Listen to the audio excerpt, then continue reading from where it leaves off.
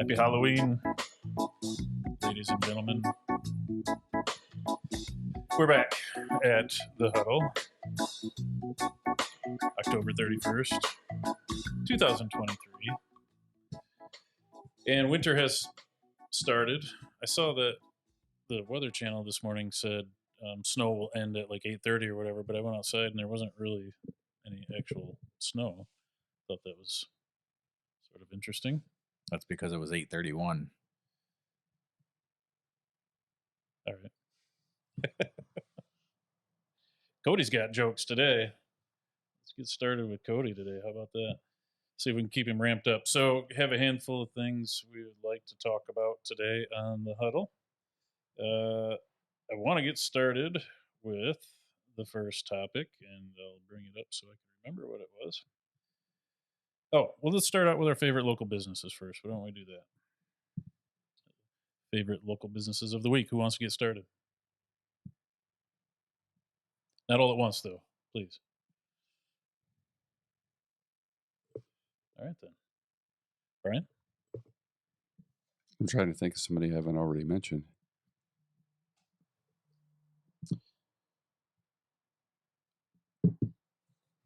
I'll just mention that I went to Tap House on opening day, and the culture was very good. It was busy, and their jerky is phenomenal, and their meat sticks. So that's my this week's favorite place. All right. Favorite local business. Favorite local business. I'll go with It's a Deli thing this week. It's a Deli thing is make some pretty awesome sandwiches and open for breakfast and lunch, and been doing it for 16 years, and they're going to do it for 16 more, hopefully. Very good. Very good. Phil, what you got? I will go with Rolling Blooms, a nice little local flower shop. Georgia and her mom there helped us out this past weekend. They did a great job with some table arrangements and things. Very quick from the time they ordered stuff to when they turned it around, and everything looked great. So, Rolling Blooms, if you need flowers. And I'm actually shocked that that's flowers. I always thought that was another pot shop. And didn't they just go in on Washington Street? Yeah, they just got a location, North Washington. Which is awesome. That's awesome. I was going to go with, I guess I'll go with two. I'm able to speak, right? The first one is going to be Cakey Cakes. Picked up bagels from Cakey Cakes. I think it's Cakey Cakes Bagels and More. Am I right in the name of that? And they are very good bagels. I told the owner that I'd be the judge of that because he said, "Hey, we have some really good bagels, and we've gone to a couple competitions with them, and we've done really well." I said, "Well, I'll be the judge of that," and the verdict is in, and I would say they're very good, very good. But I'm gonna echo off of our experience this past weekend. I'm gonna go with the Comstock Inn because they put on a really nice wedding reception this past weekend. The food was great. The appetizers and the dinner was very, very good. Timely. They took care of the buffet. Kimmy Chapman Huska did a great job. So I think they deserve a shout out. Comstock Inn with their event hosting and catering was very good. All right. We can move on to the next topic now, guys. Market conditions. Well, we talked some market conditions. I know, Cody, you've been working on something this morning. Do you have anything to talk about that? I didn't get the graph figured out, but so for the month of October, or right now we have 102 in Shiawassee County, which there are some duplicates, but it's within 10 of that. So we have between 90 and 100. We have 86 current pendings in Shiawassee County, and 71 closed in the month of October. So the demand is not quite as high as the listing activity at the current moment. Which is a shift. Yep. So, are we all in agreement on that? Are we all observing the same thing as far as what the stats show? I would. Yeah, I think from as a listing agent, we can see the activity slowing down in certain price ranges. You know, again, I think this hits to the point that Cody made last week about price ranges. The or maybe Brian brought it up. Either way, a listing I had at 175 ended up with 6 offers, and then we have some listings over 200 and up to 250 that are not seeing um, nearly as much traffic. Correct. So I would say my thought is that this is a little out of the normal seasonality that we might expect, fall time or whatever. I feel like this is a little bit more than seasonality, frankly. I think it has to do with whatever is keeping people from buying and whatever's still keeping people from selling. I do think that more inventory is necessary because while we have listings on the market, we're still talking about specific needs now for buyers. So interesting, very interesting. So we talk in this office all the time about the market and the economy. And we talk about how we can't really control the economy, but we can control our economy. So, not a whole lot changes from a real estate business perspective, other than we, keep up the same activity, building relationships with our existing clients, and continue working hard to uncover new clients. So, from a market perspective, should there be concern right now for sellers, do you suppose?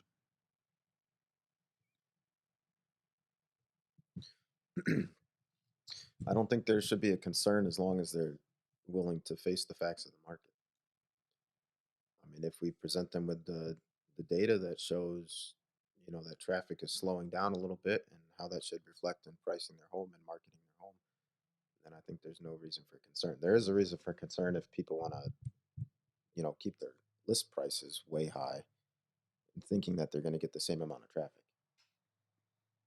Yeah, I think I would agree. Pricing is still always paramount. Always paramount. And I would say it's safe to say that we don't clearly know the facts of the market right now because we're definitely in some kind of flux. And hopefully we discover that it is seasonal. And it very well could be. It just may have come on us a little bit uh, earlier than we're used to. Mm-hmm. So stay tuned for that. Next category, I would love for us to talk about. I'm going to pose a question to you guys, and I would love to hear your answers. When I give the word, let's see, let me give you a word and just tell me what you think of it. Leadership. What does leadership mean to you? And leadership from a big picture perspective. Maybe we can talk about it from a real estate perspective, but leadership, define leadership. Wow. Yeah. That's a weird one. Weird. Yeah, it's just like I'm trying to put it into the proper context. I don't know. There's no context. And that's the problem. It's too wide of a parameter to operate within. Well, qualities of leadership are you looking for? Are you looking for what makes a good leader? Sure. Examples of good leaders? Whatever comes to mind when I say leadership. Like what comes Mussolini was considered a great leader, but he's a terrible person. Yeah. Yep. So what does good leadership mean to you? Leading by example. That's one of the things that, so I've managed my own businesses. I've also managed projects, managed people in my past, and now I manage transactions. And in all the cases that I try to lead by example. So I never have asked anybody who works for me to ever do anything that I wasn't willing to do myself. And also to follow up on what you're going to be genuine, be sincere. So if you say that you're going to do something, you do it. So you don't overpromise, underdeliver, all that good stuff, you know. Yeah. Good. I'd also add that emotional intelligence is a great trait of a good leader. So good. I like it. Yeah, I would say that the art of leadership is fearlessly blazing a trail for others to follow, um, but then also bringing others along behind you. I think is part of that art of leadership, um, because leaders have a tendency to be lone wolves and do their own thing, and they just expect people to follow in their wake. But I think true leadership is making sure that you bring others along, and then it's also the attitude is to be willing to bear the full responsibility and the blame, but then at the same time being willing to share the credit when it comes with those who are behind you. I think that's something that makes a good leader. Yeah. That was great. That was I good. can't top that. But I will say another thing of leadership is like on the real estate side of things, just being a great communicator, because you're leading your client to a smooth, successful transaction. There's 6 or 7 other people, parties involved.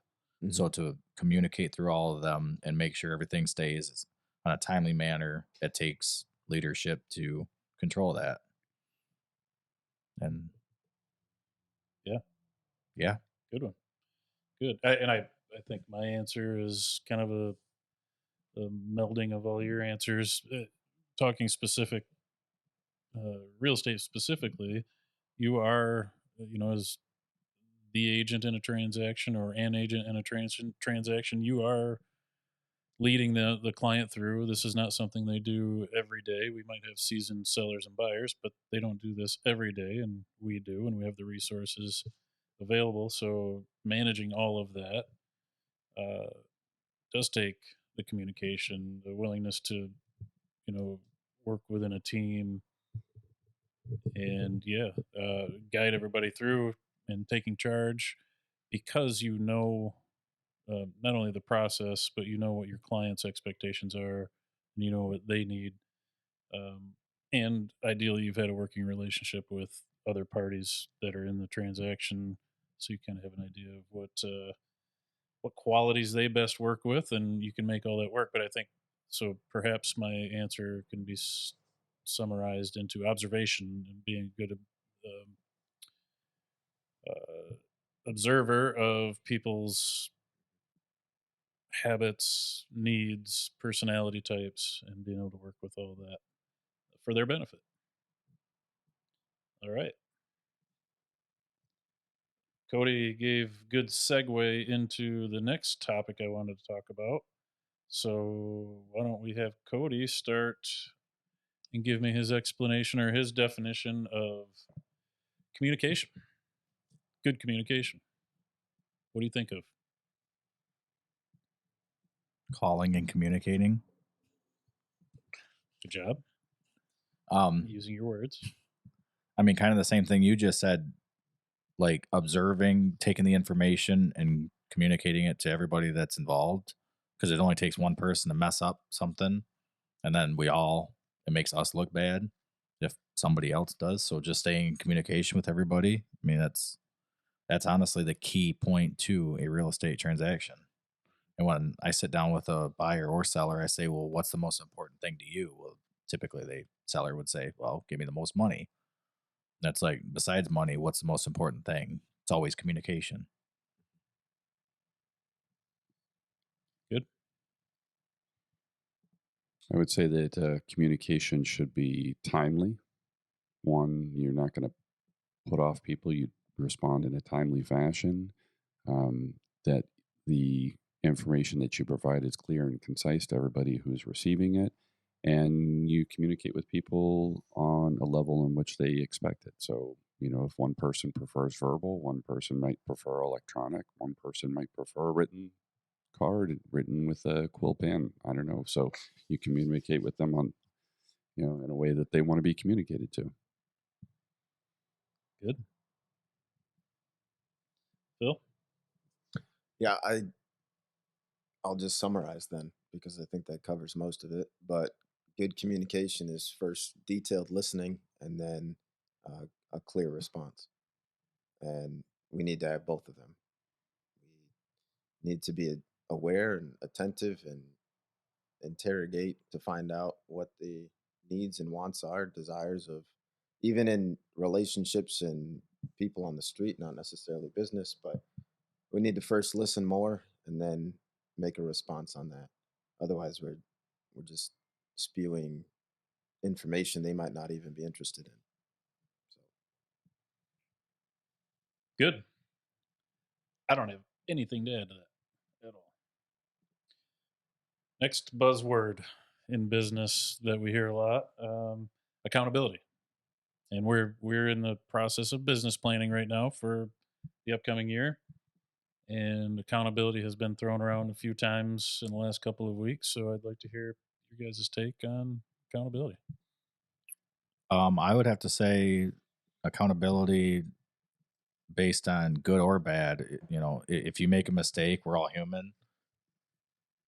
Hold yourself accountable, admit to it, fix it, and move on.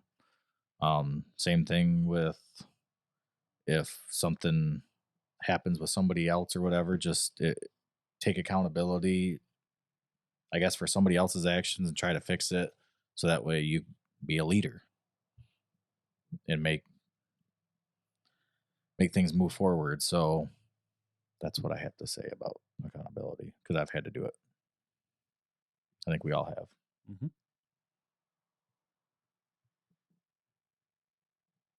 Oh, I'm on board now? Okay. Well, having come from a company that the focus was accountability, accountability just simply means that you are responsible. You take responsibility for your actions, for whatever, again, good or bad.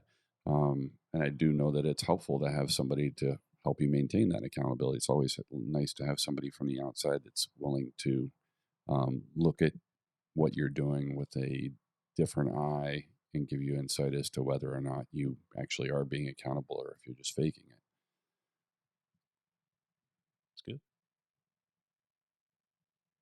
I think that's a bingo. What you got, Phil, on accountability? No, the same word, responsibility, came to mind because when you sign up for something, I just remember when when I was younger and we used to play sports, my dad would always tell me, well, if you're gonna join this team, then you have to make sure that you can make all the practices and that you're going to be available for the games because you don't start something unless you can, fulfill the requirements and the responsibilities that go along with it.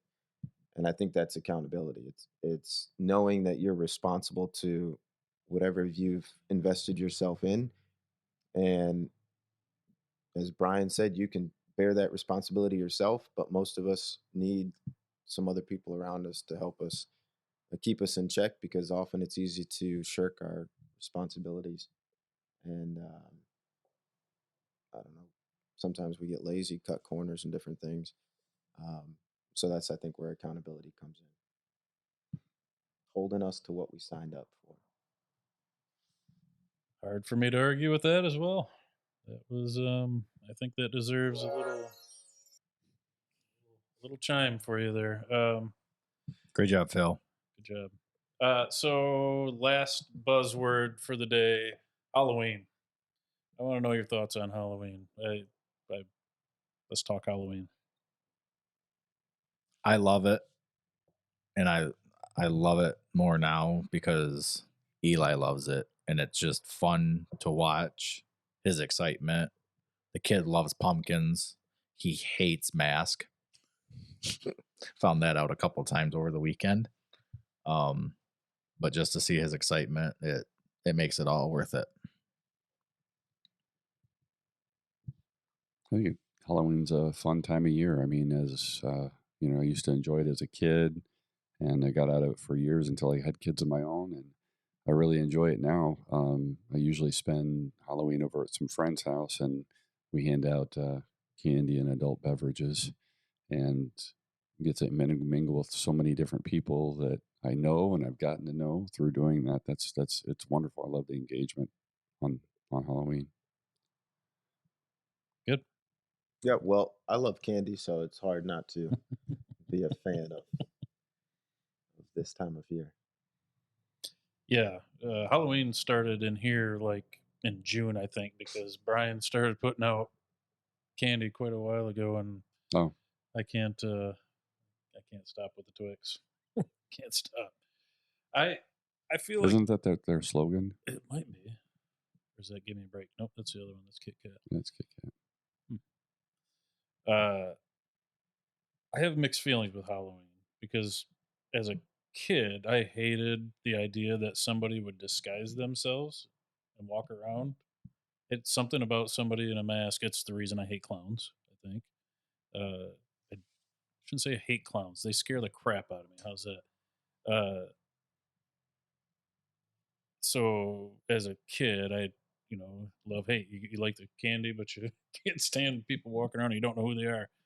Uh, Later as a kid, like high school age, this was the time of year that we got a little bit of freedom and we got to run around with some shaving cream in our trick or treat bags and, you know, see your friends on the streets or your arch enemies, I guess, for that matter, and throw a little shaving cream their way, maybe an egg or two.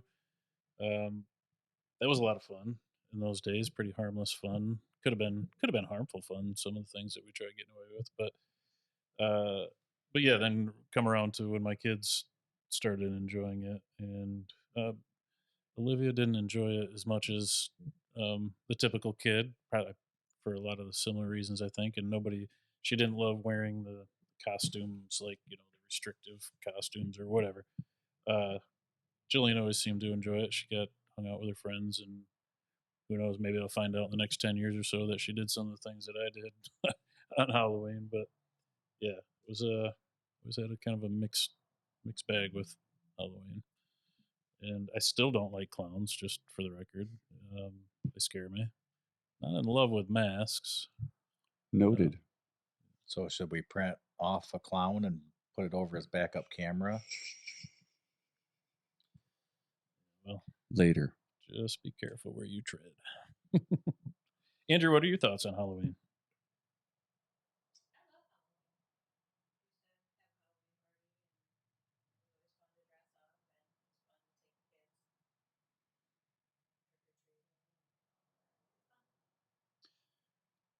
I also wonder if some of our holidays, if we really know the origination, where they come from or how they became a tradition here. Halloween's one of those that's, if you look up the history of Halloween, you'll find a couple different answers, first of all, but uh, some kind of dark, eerie stuff out there as to the origins of Halloween. So it's interesting, real interesting. Or you just make it a kid's holiday and ignore the origins. And The only thing with the kids and trick or treating is they need to change the time. It's always been 6 to 8. It needs to be midday because right now the bucks are rutting, and I would like to be out in the woods. That's my other thought on Halloween. well, That's favorite time of year. Michigan is one of those states where they would actually change the times to accommodate the hunters. I think you should propose that. I would like to. Very good. Well, I feel like this was a relatively low key version of the huddle on Halloween Day. But we can't exit yet. Why can't we exit yet? Oh, we have a drawing. That's right. We have a drawing. Yeah. Yes. This is a drawing for the basket. Well, why don't you go ahead and explain what it is? Get the basket real quick. So here we have our fall prize basket that we put out, and we accepted people. We allowed people to fill out raffle cards. It was free, both on Ghouls Night Out and then on Trick or Treating on Saturday. And today we're going to draw the winner. All right. And what a turnout Saturday, by the way, for trick or treating. Holy Moses! I handed out almost 2,000 pieces of candy, and the first 1,700 pieces were probably handed out in the first 20 minutes, and then I had to slow down my roll. So it was a lot. I don't know how to best do this, but I think the best person to choose is either going to be Andrea or Phil. Okay, Andrea or Phil can draw. So needless to say, you must have hair to draw. Apparently, that's a requirement. Phil's closer. Apparently, it's facial hair. Dig in That's a here and requirement. find a good one. Close your eyes. Close your eyes. Close your eyes. No cheating. Let us see. And can I get a drum roll, please? Looks like Paul Whitehead is the winner of our prize basket. Paul Whitehead. So I'm going to be giving him a call here shortly. Paul Whitehead. Paul Whitehead. Congrats. Very good. Thank you, Phil. That was from Ghouls Night Out and the Trick or Treating. That's correct. And one last note of interest, I guess. We skipped this conversation last week. I thought I would do a lot of my friends a favor and just kind of give them some time to recover. But I just wanted to make sure that everybody knew that Paul Bunyan is in Ann Arbor, where he belongs. And this Paul Bunyan is right here in our office where he belongs. And I don't believe my brother-in-law Hartman will be putting this anywhere on display for quite a while. This was a birthday gift, but it is now going to be a passing trophy. Paul Bunyan resides in Ann Arbor, but if you want to see the likeness, you can come on down to Homefield, Michigan Real Estate Consultants and take a look for yourself. Paul Bunyan is where he belongs. Are you sure that's where he is? Yes. Holy crap. All right, let's see ourselves out of this mess.